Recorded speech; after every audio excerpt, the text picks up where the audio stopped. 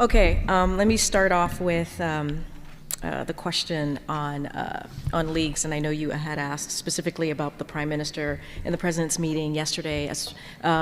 It did not come up, the leak document in that conversation, so I can confirm that for all of you.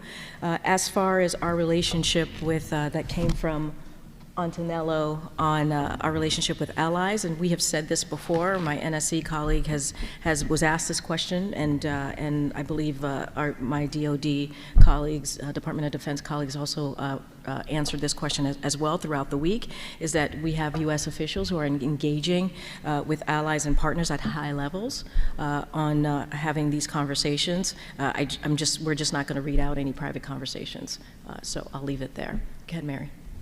You've seen the Washington Post reporting about the alleged leaker. What does it say about the security of our nation's top secrets if they're able to be posted online like this in a chat room, apparently for years, undetected? So I'll first say this. As you know, there's an ongoing investigation that's being led by the Department of Justice. That's something that the Department of Defense quickly asked for once they learned about these documents. And I will also say the Department of Defense has said they have taken steps to further restrict access to sensitive information.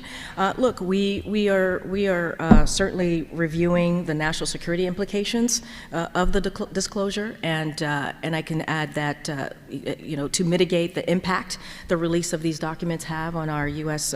national security and also on our allies and partners as well. And so this is something that we are taking very seriously. There is an ongoing investigation. DoD has taken steps to restrict access to these documents, and definitely don't want to get ahead of what's currently happening. And just one more. Does the President feel the Pentagon needs to reassess how it monitors social media, these kinds of platforms, or maybe even the activities of its own employees on these platforms? So, and I think we've mentioned this before,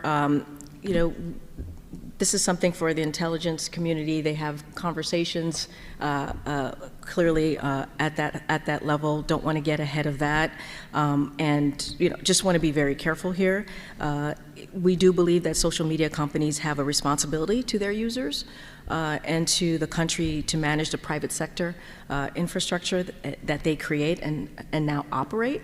So we do believe that they have a responsibility, but I'm just not going to, and we urge, right? We normally urge companies to avoid facilitating those circulation of material detrimental to public safety and national security, but any further conversations or how changes are going to happen as it relates to that, I'm certainly not going to speak to that here.